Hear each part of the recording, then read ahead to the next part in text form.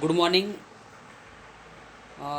આજના આ લેક્ચરની અંદર આપણે અર્થશાસ્ત્ર કે ચેપ્ટર નંબર આપણું પહેલા ચેપ્ટર વિશે આપણે ચર્ચા કરતા હતા, અર્થશાસ્ત્રમાં આલેખ, અને જેની અંદર આપણે ઘણા બધા જે પ્રકારો હતા એના વિશે ચર્ચા કરી લીધી હતી.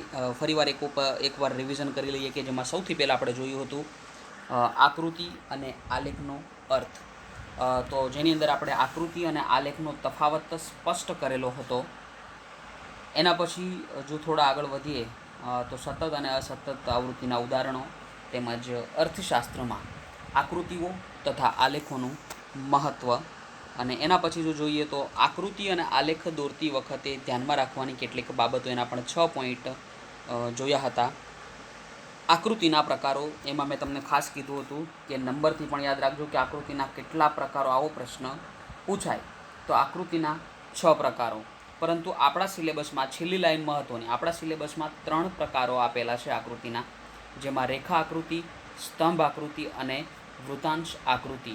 જેમાં આ વર્ષ એટલે કે જે ગયું વર્ષ આપણું હતું 2020-21, તો 2020-21 માટે જે વૃતાંશ આકૃતિ હતી એ જે કહેવાય કે ઓમિટ કરેલું હતું, આપણા સિલેબસમાં નહોતું. પરંતુ આ વર્ષનો શું સિલેબસ આવે છે એના ઉપરથી આપણે જોઈશું કે કઈ રીતે સરકાર અથવા તો બોર્ડ દ્વારા સિલેબસ તૈયાર કરવામાં આવે છે. એના પછી જોઈશું સમય આધારિત રેખાકૃતિ, સ્તંભ આકૃતિના પણ 3 પ્રકારો, જે પણ આપણે ખાસ યાદ રાખીશું. તો કે સ્તંભ આકૃતિના 3 પ્રકારોમાં સાદી પાસપાસીની સ્તંભ આકૃતિ અને વિભાજિત સ્તંભ આકૃતિ, જેના વિશે પણ આપણે ચર્ચા કરી લીધી હતી. અને એના પછી હતો વૃતાંશ આકૃતિ, જે આપણા સિલેબસમાં 2020-21માં મિત્રો વૃતાંશ આકૃતિ આપણા સિલેબસમાં નથી. તો હવે 21 અને 22માં પણ મારા ખ્યાલથી જો આવું જ વર્ષ જશે તો વૃતાંશ આકૃતિ આ વર્ષે પણ આપણા સિલેબસમાં નહીં હોય. અને એના પછી જો થોડા આગળ વધીએ તો આલેખના પ્રકારો, એના 3 પ્રકારો, એમાં આપણા સિલેબસમાં માત્ર એક પ્રકાર આપેલો છે, સામાયિક શ્રેણીના વલણો દર્શાવતા આલેખો. એટલે આપણે અહીંયા ખાસ યાદ રાખીશું કે તમને જો સવાલ પૂછાય કે આકૃતિના કેટલા પ્રકારો, હું ફરીવાર મિત્રો બોલું, આકૃતિના કેટલા પ્રકારો પૂછાય તો 6 પ્રકારો યાદ રાખીશું. આલેખના કેટલા પ્રકારો પૂછાય તો આલેખના આપણે અહીંયા 3 પ્રકારો યાદ રાખીશું. 6 પ્રકારોમાંથી સમજો કે આપણા સિલેબસમાં 3 પ્રકારો, અને 3માંથી પણ આ વર્ષ માટે કદાચ 2 રહી શકે વૃતાંશ આકૃતિને છોડતા, અને આલેખના પ્રકારો 3માંથી અત્યારે આપણા સિલેબસમાં માત્ર 1 પ્રકાર. એના પછી જોઈએ અર્થશાસ્ત્રમાં અભ્યાસમાં ટેકનોલોજીનો ઉપયોગ, જેમાં આપણે અલગ અલગ પોઈન્ટો વિશે સમજ મેળવી હતી. એટલે કે મારા ખ્યાલથી આપણે અન્ય સાધનો સુધી અહીંયા સુધી વાત કરી હતી. અને આજના આ લેક્ચરની અંદર આપણે હવે વાત કરીશું કમ્પ્યુટર ટેકનોલોજીના ઉપયોગ અંગેના ભય સ્થાનો. એટલે કે મિત્રો કોમ્પ્યુટર ટેકનોલોજીનો જ્યારે ઉપયોગ કરવામાં આવે છે તો ત્યાં પણ કંઈક ને કંઈક જોખમ રહેલું હોય. તો જોઈએ એના વિશે. યસ, કમ્પ્યુટર એ મિત્રો એક યંત્ર, એક સાધન. આપણને ખબર છે કે કોમ્પ્યુટર એક યંત્ર છે, તે અભ્યાસની સામગ્રી નથી. તે અભ્યાસની પ્રક્રિયા સરળ કરવામાં શું આપણને કરે, મદદ કરે છે. અને તેનો ઉપયોગ જ્ઞાન કે અભ્યાસની અવેજીમાં થઈ શકે નહીં. ઉપરાંત આપણને કમ્પ્યુટરના પ્રોગ્રામ અંગેની જાણકારી ન હોય તો આપણે ખોટી આકૃતિ કે આલેખ, ખોટી સરેરાશ વગેરે મેળવીને મુશ્કેલીમાં મુકાઈએ છીએ. મિત્રો, જો તમને કમ્પ્યુટરના પ્રોગ્રામની જાણકારી નથી તો જે પણ કામ તમે કરી રહ્યા હોય કામ ખોટું પડી શકે.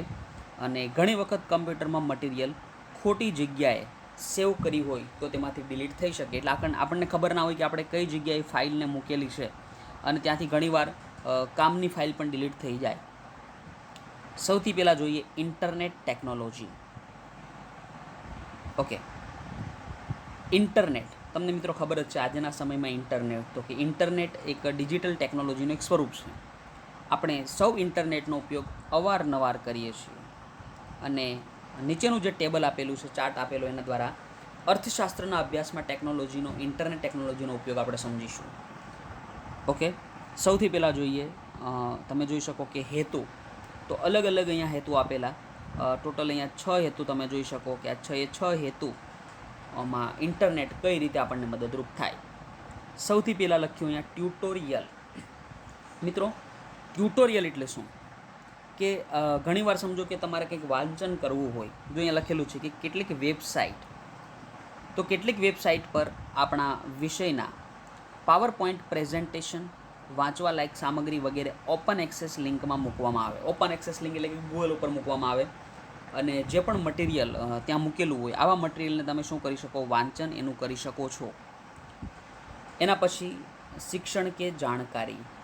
તો મિત્રો ઘણીવાર એવું હોય કે કેટલીક સંસ્થાઓના જે નિષ્ણાંત ભાષણો હોય, એના વિડીયો હોય, અથવા તો જે આપણે ઇંગ્લિશમાં અત્યારે કહીએ લેક્ચર્સ હોય, તો આ લેક્ચર્સના જે વિડીયો હોય એ ઓપન એક્સેસ લિંક એટલે કે મિત્રો દરેક વ્યક્તિ એને એક્સેસ કરી શકે, દરેક વ્યક્તિ એને જોઈ શકે.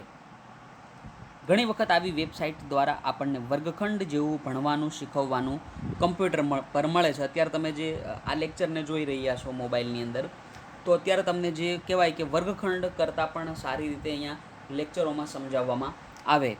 દાખલા તરીકે અર્થશાસ્ત્ર અથવા તો અન્ય વિષયોમાં વિશ્વવિખ્યાત યુનિવર્સિટીના તજજ્ઞોના વ્યાખ્યાનો ઉપલબ્ધ હોય છે. તો મિત્રો આ વાત થઈ પેલું ટ્યુટોરિયલ એટલે કે તમારે વાંચન કરવું હોય, બીજું શિક્ષણ એટલે કે લેક્ચર્સ જોવા હોય, ત્રીજું વાંચવા લાયક સામગ્રી. તો અસંખ્ય પુસ્તકો ઇન્ટરનેટ પર વિના મૂલ્યે વાંચવા મળે. મિત્રો આજે તમને ખબર હશે કે પુસ્તક કે જે PDF સ્વરૂપે આવે, તમારી જે બુક્સ હોય, અત્યારે જે તમે સ્ક્રીન ઉપર આ બુક્સ જોઈ રહ્યા છો અર્થશાસ્ત્રની, આ એક PDF જ છે. તો આ પુસ્તક તમને અત્યારે ખબર છે કે તમે જો દુકાને લેવા જાઓ તો તમારે આની કિંમત 30-35 કે જે રૂપિયા હોય એ ચૂકવવા પડે. પરંતુ આ જ પુસ્તક તમારે સમજો કે ઇન્ટરનેટ ઉપરથી PDF ડાઉનલોડ કરવી હોય તો તમને વગર પૈસા મળી શકે. ઉપરાંત જે તે વિષયના નિષ્ણાંતોના લેખો, જર્નલો વગેરે પણ વાંચવા મળે. સમજો કે કોઈ નિષ્ણાંત વ્યક્તિ જેણે કોઈ લેખ લખેલો હોય તો એના પુસ્તકો પણ તમને વાંચવા મળી શકે. અને તો કેટલીક જર્નલો પૈસા ભરીને પણ વાંચી શકાય છે. આ સામગ્રીઓને ઈ-બુક્સ, ઈ-જર્નલ્સના નામે ઓળખવામાં આવે છે. તો મિત્રો અહીંયા આપણે જે 3 પોઈન્ટ કમ્પ્લીટ કરેલા, જેમાં સૌથી પહેલાં ઇન્ટરનેટ ટેકનોલોજીની વાત કરી કે એના ભય સ્થાનો, અને પછી ઇન્ટરનેટ ટેકનોલોજી, એની અંદર જે આપણે અહીંયા 3 પોઈન્ટ કમ્પ્લીટ કર્યા કે એનો હેતુ અને એનો ઉપયોગ કઈ રીતે શક્ય બને. તો એનો હેતુ અને જે ઉપયોગ છે એના માટે હું ફરીવાર તમને જે કહેવાય કે 2 થી 3 મિનિટનો સમય આપીશ કે જેની અંદર તમે શું કરશો, આ 3 હેતુ અને 3માં ઇન્ટરનેટ કઈ રીતે મદદરૂપ થાય એનું એકવાર સ્વ અધ્યયન કરી લઈશું. So please friend, continue.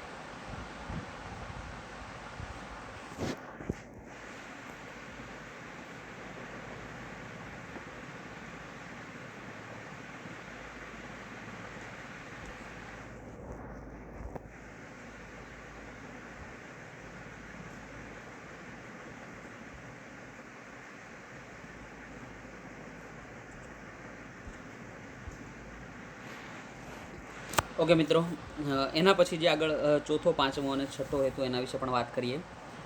તો વિવિધ માહિતી મેળવવા એટલે કે મિત્રો, તમારે જો કોઈ પણ માહિતી મેળવવી હોય તો તમે ઇન્ટરનેટ ઉપર સર્ચ કરીને માહિતી મેળવી શકો.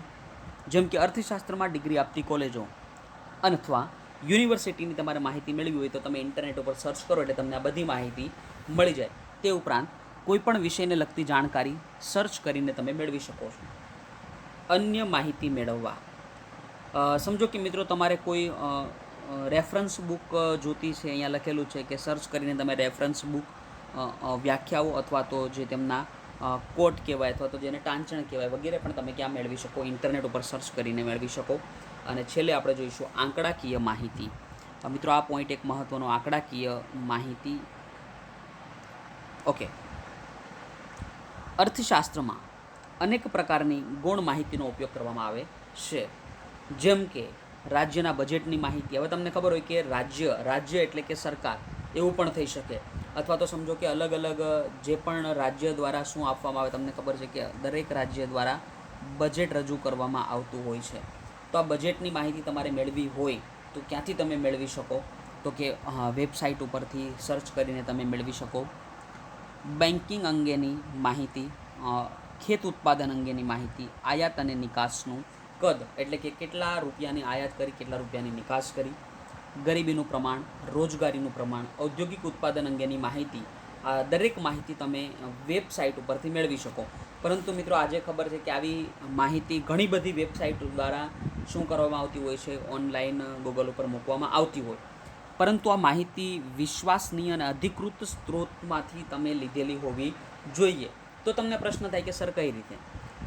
એટલે કે સમજો કે તમે બેન્કિંગની માહિતી મેળવવા માંગતા હો તો યાદ રાખજો મિત્રો, બેન્કિંગ તો કોની વેબસાઇટ ઉપરથી મળશે? આરબીઆઈની વેબસાઇટ ઉપરથી તમને આ માહિતી મળશે. આયાત નિકાસ અંગેની માહિતી જો તમે મેળવવા માંગતા હોય તો સરકારના વેપાર મંત્રાલયની વેબસાઇટ ઉપરથી તમે આ માહિતી મેળવી શકો છો. ભારતના અંદાજપત્ર વિશે, અંદાજપત્ર એટલે કે બજેટ, અંદાજપત્ર, આજે આ બજેટની આપણે અહીંયા વાત કરી હતી.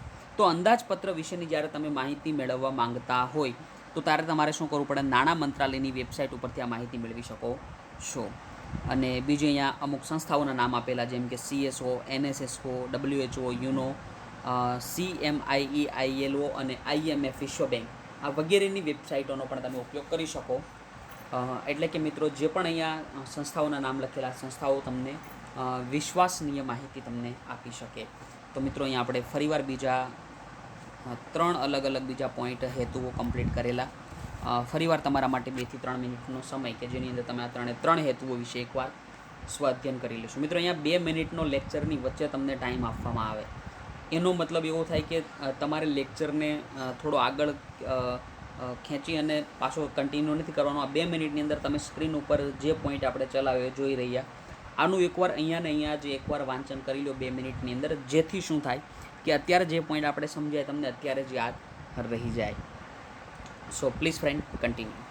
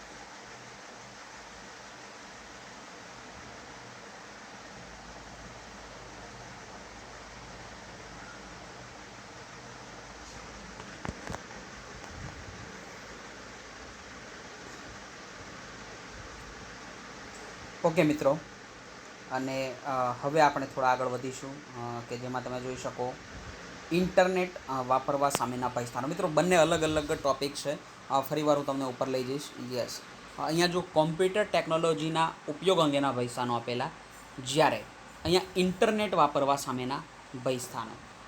કમ્પ્યુટરની જેમ ઇન્ટરનેટ પણ એક સાધન છે. તે એક શિક્ષક કે આપણી પોતાની વિચારશક્તિ કે તર્ક શક્તિનું સ્થાન લઈ શકે નહીં. એટલે કે મિત્રો, આજના સમયમાં લોકોને એવું લાગે કે શિક્ષકની જગ્યાએ ઇન્ટરનેટ હોય તો ચાલે, પણ એ વસ્તુ અહીંયા ખોટી પડે.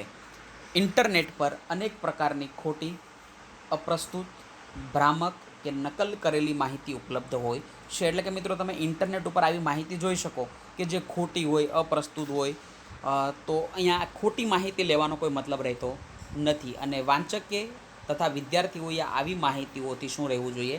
દૂર રહેવું જોઈએ. ઉપરાંત સાચી ખોટી માહિતી અલગ પાડવાનો તર્ક વાપરવો પડે. એટલે કે મિત્રો, જો ઇન્ટરનેટ ઉપર સાચી માહિતીઓ પણ આપેલી હોય, ખોટી માહિતીઓ પણ આપેલી હોય, તો અહીંયા વિદ્યાર્થીએ શું કરવું પડે અથવા તો વાંચકે શું કરવું પડે કે સાચી માહિતી કઈ અને ખોટી માહિતી કઈ, આ માહિતીને અલગ પાડવાનો તર્ક, એટલે કે અહીંયા પોતાની બુદ્ધિ, સમજ શક્તિ વાપરવી પડે. અને કોઈ પણ માહિતી વિશ્વસનીય વેબસાઇટ ઉપરથી જ લેવી જોઈએ, નહીં તો ગેરમાર્ગે દોરવાઈ જવાય. એટલે કે મિત્રો, તમે કોઈ પણ માહિતી જો લેતા હોય તો એ વિશ્વસનીય વેબસાઇટ ઉપરથી જ લેવી જોઈએ. અર્થશાસ્ત્રના અભ્યાસમાં કોમ્પેક્ટ ડિસ્ક એટલે કે સીડીનો ઉપયોગ. તો જોઈએ મિત્રો અહીંયા કે કેટલીક સંસ્થાઓ જે રીતે પ્રયોગશાળાઓ, સંશોધન કેન્દ્રો, સરકારી સંસ્થાઓ વગેરે જે સમગ્ર અર્થતંત્રની માહિતી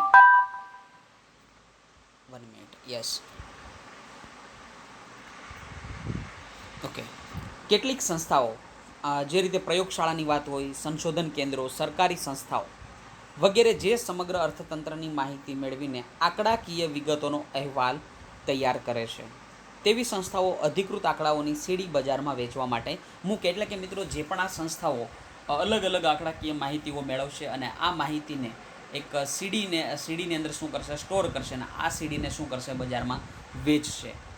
જેને શૈક્ષણિક સંસ્થાઓ, સંશોધન સંસ્થાઓ વગેરે તેને શું કરે?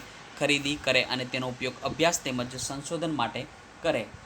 તો આવી કઈ કઈ સીડી હોઈ શકે? જેમ કે ભારતમાં રાષ્ટ્રીય આવક ગણતરીની સીડી, વસ્તી ગણતરીના આંકડાની સીડી, એટલે કે જે પણ વસ્તી ગણતરી આપણે કરતા હોઈએ કે કેટલી વસ્તી ક્યાંની, એના આંકડા પણ સીડીમાં સ્ટોર કરવામાં આવે.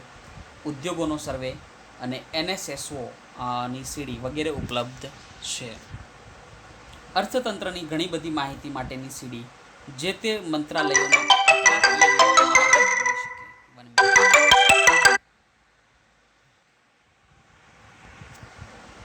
અર્થતંત્રની ઘણી બધી માહિતી માટેની સીડી જે તે મંત્રાલયોના આંકડાકીય વિભાગમાંથી મળી શકે.